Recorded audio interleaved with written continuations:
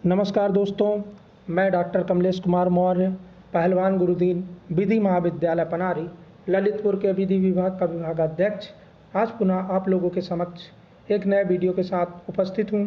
आज के इस वीडियो में हम जानेंगे अपकृत विधि के अंतर्गत व्यक्तिगत बचाव एवं आवश्यकता के आधार या प्राइवेट डिफेंस को जानने का प्रयास करेंगे।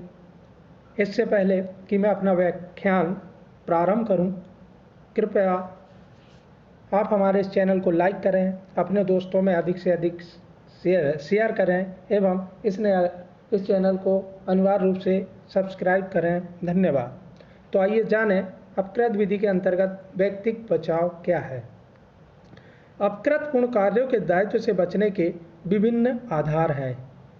इन आधारों में व्यक्तिगत बचाव एवं आवश्यकता भी शामिल है। यहाँ हम इन दोनों का विस्तृत अध्ययन करेंगे। व्यक्तिगत बचाव प्राइवेट डिफेंस। व्यक्तिगत बचाव को आत्मरक्षा के नाम से भी जाना जाता है या संबोधित किया जाता है। यह अपकृत पूर्ण दायित्व का एक अच्छा बचाव है। यह निर्विवाद है कि प्रत्येक व्यक्ति को अपने शरीर एवं संपत्ति की रक्षा एवं सुरक्षा का अधिकार है। ऐसी रक्षा एवं सुरक्षा के लिए यदि किसी अन्य व्यक्ति के प्रति बल प्रयोग करना पड़े या क्षति भी कारित करनी पड़े तो यह अभियोज्य नहीं है, अर्थात उसके विरुद्ध नुकसानी का वाद नहीं लाया जा सकता है। उदाहरण से समझते हैं। ए बी के मकान में चोरी करने के आशय से प्रवेश करता है तथा बी के कुछ आभूषण चुराकर भागने लगता है। बी ए का पीछा करता है। इस पर ए बी पर लाठी से वार करता है। बी अपने बचाव में ए पर पत्थर फेंकता है जिससे ए की चोट कारित हो जाती है। बी को ना तो अभियोजित किया जा सकता है और न उसके विरुद्ध नुकसानी का वाद लाया जा सकता है, क्योंकि बी का कृत्य अपने व्यक्तिगत बचाव या आत्मरक्षा की परिधि में आता है। फ्रेडरिक पोलक का कहना है कि व्यक्तिगत बचाव अथवा आत्मरक्षा का यह अधिकार अपनी पत्नी अथवा परिवार के अन्य लोगों की रक्षा के लिए भी उपलब्ध है।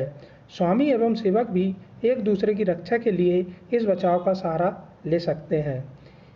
इसको एक अन्य उदाहरण द्वारा और स्पष्ट किया जा सकता है। ए को बी की अवयस्क पुत्री सी के साथ बलात्कार करते हुए बी देख लेता है। सी को बलात्कार से बचाने के लिए बी ए को धक्का देता है जिससे ए को गंभीर चोटें कारित हो जाती है।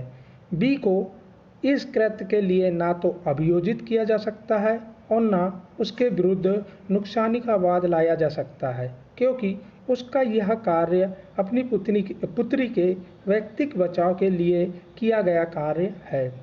इस बचाव की प्रयोज्यता के लिए दो बातें आवश्यक है।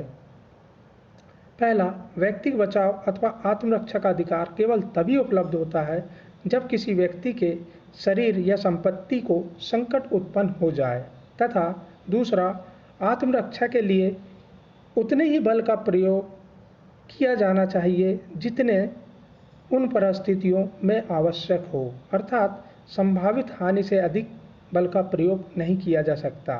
इस संबंध में मॉरिस बनाम नेजेल्ट का एक महत्वपूर्ण मामला है। इसमें प्रतिवादी जब वादी के मकान के सामने से गुजर रहा था तब वादी के कुत्ते ने प्रतिवादी की लड़की को काट लिया।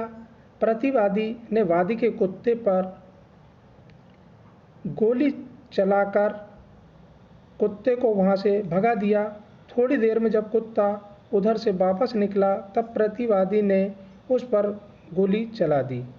न्यायालय ने इसमें आत्मरक्षा के बचाव को नहीं माना, क्योंकि जब गोली चलाई गई तब कुत्ता हमला नहीं कर रहा था, अर्थात तब प्रतिवादी के शरीर या संपत्ति को कोई खतरा नहीं था। भारतीय दंड संहिता 1860 की धारा 96 से 106 तक में भी आत्मरक्षा के बारे में प्रावधान किया गया है। इसके बाद नेक्स्ट केस देखेंगे हम। यशवंत बनाम state of Madhya Pradesh AIR 1992 SC 1683 के मामले में एक व्यक्ति अभियुक्त की लड़की के साथ बलात्कार कर रहा था। अभियुक्त को अपनी लड़की की बलात्कार से रक्षा करने के लिए उस व्यक्ति को गंभीर चोट कारित करनी पड़ी। अभियुक्त के इस कृत्य को व्यक्तिगत बचाव अर्थात आत्मरक्षा की परिधि में माना गया। इसी प्रकार राघवन बनाम state of Kerala AIR 1993 SC 203 के मामले में अभियुक्त ने मृतक को अपनी पत्नी के साथ संभोग करते हुए देख लिया था। मृतक ने अभियुक्त को कई चोटें कारित की। इस पर अभियुक्त ने प्रतिरक्षार्थ मृतक पर वार किया, जिससे उसकी मृत्यु हो गई। अभियुक्त के इस कृत्य को आत्मरक्षा की कोटि में आने वाला कृत्य माना गया। यहाँ यह उल्लेखनीय है कि आत्मरक्षा के बचाव का प्रयोग उसी सीमा तक किया जा सकता है जितना आवश्यक हो, अर्थात आवश्यकता से अधिक बल प्रयोग नहीं किया जा सकता। नेक्स्ट केस कुक बनाम बिल 1697 LR 176 के मामले में कहा गया कि आत्मरक्षार्थ बल प्रयोग संभावित हानि से अधिक मात्रा में हानि नहीं किया जाना चाहिए। जैसे थप्पड़ मारने के एवज में आत्मरक्षार्थ बंदूक या तलवार का प्रयोग नहीं किया जा सकता। नेक्स्ट केस महावीर चौधरी बनाम state of Bihar AIR 1996 SC 1998 के मामले में उच्चतम न्यायालय द्वारा यह निर्धारित किया गया कि संपत्ति पर अतिक्रमण के मामले में अतिक्रमणकर्ताओं की मृत्यु कारित करने का निजी सुरक्षा का अधिकार तब तक नहीं मिलता जब तक कि अतिक्रमणकर्ता से मृत्यु अथवा गंभीर चोट की आशंका न हो। फिर आत्मरक्षा के बचाव का उपयोग केवल निजी सुरक्षा के लिए ही किया जा सकता है, बदला लेने की भावना से नहीं। यह अधिकार ऐसे व्यक्ति को भी उपलब्ध नहीं है जो स्वयं आक्रमण करता है, अर्थात इसका उपयोग केवल बालक के रूप में किया जा सकता है, तलवार के रूप में नहीं। नेक्स्ट केस जयपाल बनाम state of Haryana AIR 2000 FC 1271 के मामले में भी उच्चतम न्यायालय द्वारा यह निर्धारित किया गया कि आत्मरक्षा का अधिकार ऐसे व्यक्ति को नहीं मिलता जो स्वयं आक्रमण करता हो। इस प्रकार कतिपय परिसीमाओं के साथ आत्मरक्षा अथवा व्यक्तिगत बचाव अपकृतपूर्ण दायित्व से बचने का एक अच्छा आधार है। सेकेंड, आवश्यकता के कार्य एक्ट्स ऑफ नेसेसिटी। आवश्यकता भी अपकृत दायित्व का भी एक अच्छा बचाव है। इसके अनुसार जहां आवश्यकता हो वहां क्षतिपूर्ण कार्य करने पर भी वह अपकृत के लिए अभियोज्य नहीं होता। दूसरे शब्दों में कहा जा सकता है कि जहां अधिकतम निवारण के लिए कोई क्षतिपूर्ण कार्य भी करना पड़े तो वह क्षम्य है। उदाहरणार्थ, एक मकान में आग लग जाती है और वह इतनी फैल जाती है कि आसपास के मकानों को संकट उत्पन्न हो जाता है। आग बुझाने के लिए ये मकान में पानी फेंकता है, जिससे गृहस्वामी का मकान में रखा सामान भीग कर नष्ट हो जाता है। एक के विरुद्ध नुकसानी का वाद नहीं लाया जा सकता क्योंकि आग बुझाने के लिए पानी फेंकना आवश्यक था तथा आग फैलने से रोकने के लिए भी यह आवश्यक था। आवश्यकता का बचाव इस सिद्धांत पर आधारित है कि अधिकतम व्यक्तियों का अधिकतम लाभ ही सर्वोच्च विधि है। शेक्सपियर ने भी एक जगह कहा है कि आवश्यकता किसी कानून को नहीं मानती है। वस्तुतः हमारे दैनिक जीवन में ऐसे अनेक अवसर आते हैं जब किसी व्यक्ति या संपत्ति को हानि या क्षति से बचाने के लिए ऐसा कार्य करना पड़ता है जो स्वयं क्षतिकारक होता है। जैसे जहाज के या नाव के डूबने का खतरा होने पर उसमें बैठे व्यक्तियों को बचाने के लिए उसमें भरे माल को फेंक देना, किसी रोगी के जीवन को बचाने के लिए उसकी शल्य क्रिया करना, मकान में आग लग जाने पर उसे बुझाने के लिए या उसके फैलाव को रोकने के लिए पानी फेंकना आदि। लेकिन यहाँ यह उल्लेखनीय है कि ऐसा कार्य केवल तभी किया जा सकता है जब वह युक्ति युक्त रूप से आवश्यक हो। इस संबंध में किर्क बनाम गरा 1876 XD 55 का महत्वपूर्ण मामला है। इसमें ए नामक एक व्यक्ति का मृत्यु हो जाने पर उसकी साली ने रक्षा की दृष्टि से उसके गहने उस कमरे से हटाकर किसी अन्य कमरे में रख दिए। वहाँ से गहने चोरी चले गए। ए के वारिसों ने ए की साली के विरुद्ध नुकसानी का वाद संस्थित किया। न्यायालय ने ए की साली को उत्तरदायी मानते हुए कहा कि जिन परिस्थितियों में ए की साली ने यह काम किया था वह आवश्यक एवं न्यायसंगत नहीं था। भारतीय दंड संहिता 1860 की धाराओं में भी इसी प्रकार की व्यवस्था की गई है। इसमें कहा गया है कि कोई बात केवल इस कारण अपराध नहीं है कि वह यह जानते हुए की गई है कि उससे अपहानि कारित होना संभाव्य है।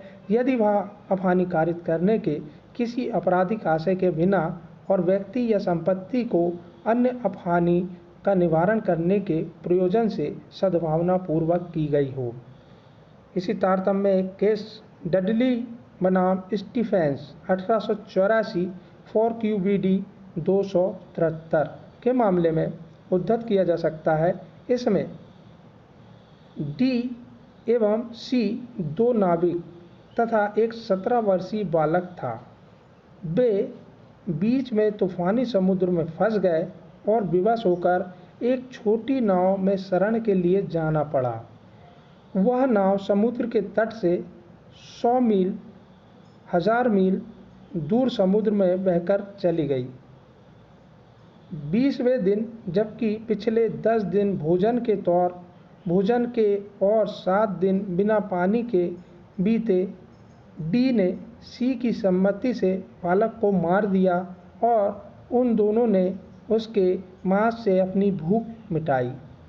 डी और सी को हत्या के लिए अभियोजित किया गया। सी एवं डी की ओर से बचाव में यह कहा गया कि अपना जीवन बचाने के लिए बालक की हत्या किया जाना आवश्यक हो गया था, लेकिन न्यायालय ने इस तर्क को नहीं माना और सी एवं डी को हत्या का दोषी मानते हुए कहा कि यह ऐसी आवश्यकता नहीं थी जिससे बालक की हत्या करनी पड़े, चाहे सी और डी के लिए उस समय आत्मसंरक्षण का और कोई उपाय नहीं रह गया हो। कुल मिलाकर आशय यह है कि आवश्यकता युक्ति युक्त हो, अयुक्ति युक्त आवश्यकता बचाव का आधार नहीं हो सकती। अंतर, यद्यपि यह दोनों ही बचाव एक जैसे लगते हैं, लेकिन इनमें कुछ महत्वपूर्ण अंतर है। आइए जानें। व्यक्तिगत बचाव का प्रयोग स्वयं या परिजनों के शरीर या संपत्ति को अपकृत्य से बचाने के लिए किया जाता है, जबकि आवश्यकता के बचाव का प्रयोग किसी बड़ी हानि या अपहानि के निवारण के लिए किया जाता है। सेकंड, व्यक्तिगत बचाव में बल प्रयोग संभावित संकट के अनुपात में किया जाता है या करना होता है, जबकि आवश्यकता के बचाव में ऐसा कोई मापदंड नहीं होता, केवल उसका युक्ति युक्त होना अपेक्षित है। आई होप यह वीडियो आपको बहुत पसंद आया होगा। धन्यवाद।